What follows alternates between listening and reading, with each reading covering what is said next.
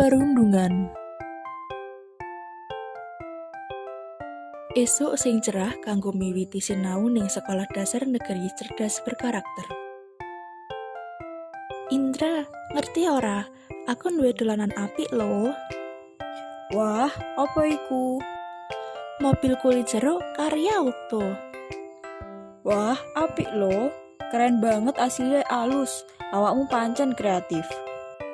Hehehe, aku gawe dhewe lho. Indra, Okto, kowe kabeh lagi ngopo? Ketoke seru pisan. Jono, deloken hasil karyan Okto. Apik kan? Dheweke gawe dhewe lho. Halah, kaya ngene wae. Aku yo iso gawene.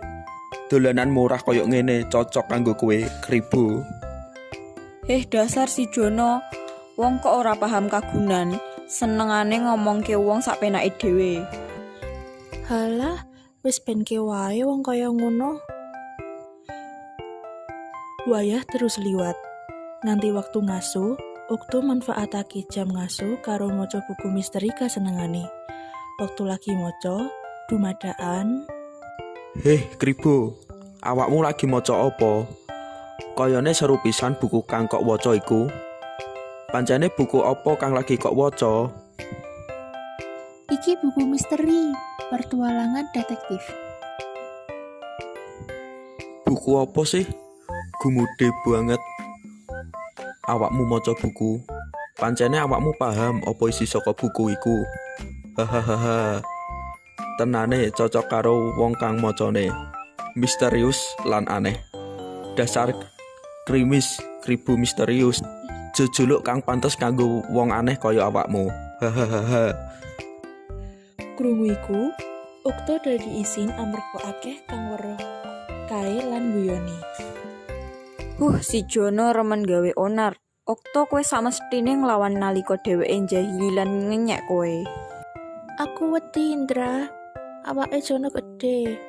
Aku wedi menawa Jono tumindak macem-macem. Jono uga mesti mung guyon. Kanca-kanca Okto tetep nuturi Okto ben luwih tegas menawa bali dijahili. Dino demi dino, jebul Jono ora mandeg kanggo jahili Okto. Malah tansaya parah amarga Okto meneng wae lan ngolehake. Kribo, iki bangku. Kribo, iki bangku nggonku. Kene yo awakmu lungguh ing kene. Yen arep lungguh, awakmu kudu bayar 10.000. Kedadean iki saya dadi ning sekolah. Nganti ning dino liya, Okto ora mlebu sekolah. Bubar sekolah, Indra, Nabila, lan Donita ngrencanakake kanggo njenguk Okto.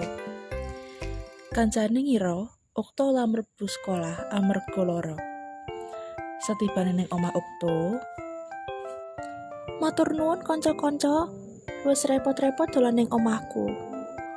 Okto, jebule awakmu ora lara ya? Ngopo dina iki ora mlebu sekolah? Critakne sing sebenere karo awak dhewe. Sebenarnya aku wedi mlebu sekolah, amarga Jono ora mandeg-mandeg ngusili aku.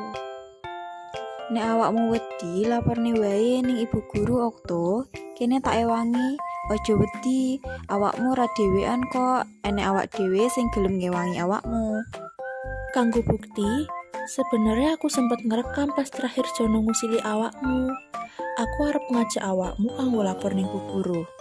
Tapi awakmu malah ora mlebu sekolah dino iki. Tapi nek aku lapor Bu Guru, mengko aku dicap-cap pengadu. Ora bakal, ana awak dhewe sing siap ngewangi awakmu. Mengko misal Bu Guru duka ning Jono, lan Jono dari balas dendam ning aku piye? Awak dhewe bakal ngewangi awakmu. Okto, perundungan ngene iki ora oleh dibenerke terus. Awakmu pancen apik lan perhatian. Aku ngerasa beruntung duwe kanca kaya awakmu. Grup Indo ngono, Indra, Nadia, Donita, lan Okto. Indra, aja banter-banter, mengko dikira kene gawe geng. Dino sesuke, Okto wani kanggo mangkat sekolah lan laporan ning Bu Guru. sarung nggawa barang bukti rekaman video nalika Jono ngusili dheweke. Wis suwe iki kedadian Okto? Kawit kelas 1, Bu. Bu guru langsung ngeluk Jono lan Prengki. Jono, Prengki, ning ruang bu guru sedelo ya. Waduh, kenapa iki? Aku dadi wedi nek diceluk ning ruang guru. Aku ya terakhir gara-gara ngusile karo bocah kelas 1 kae. Iya ya, kira-kira kenapa ya? Apa awakmu weruh akhir-akhir iki Okto asring ora mlebu sekolah?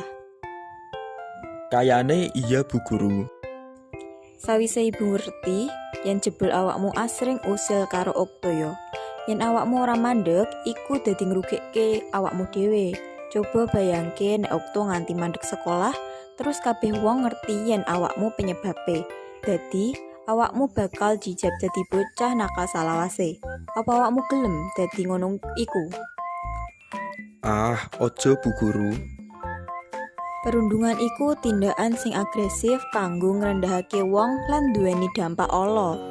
Bab sing mbok lakokake ning Okto klebu jenis perundungan. Awakmu ngerti ngopo? Ah, ora ngerti Bu Guru. Amarga awakmu nglakokake hal ala karo Okto iku tujuane ngrendahake nganti Okto wedi kanggo mangkat sekolah. Eling, hal sing dianggep lucu utawa guyon uga iso dadi hal sing nggarai lara lan gawe isin bagi wong liya. Aja nganti awakmu dikenal dadi bocah nakal mengkone.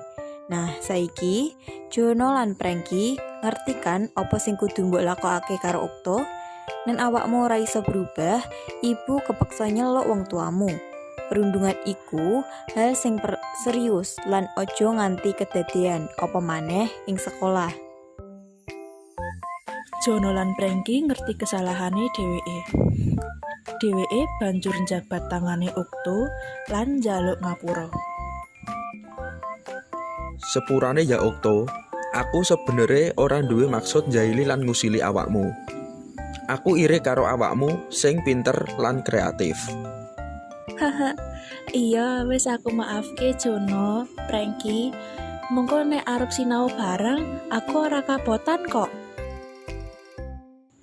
Sawise kedadean iku, Jono wis ora tau njahili Okto maneh.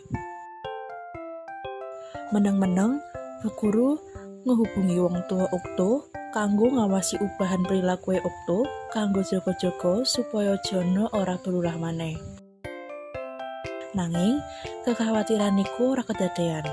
Kabeh bocah iso kekancan kanthi apik.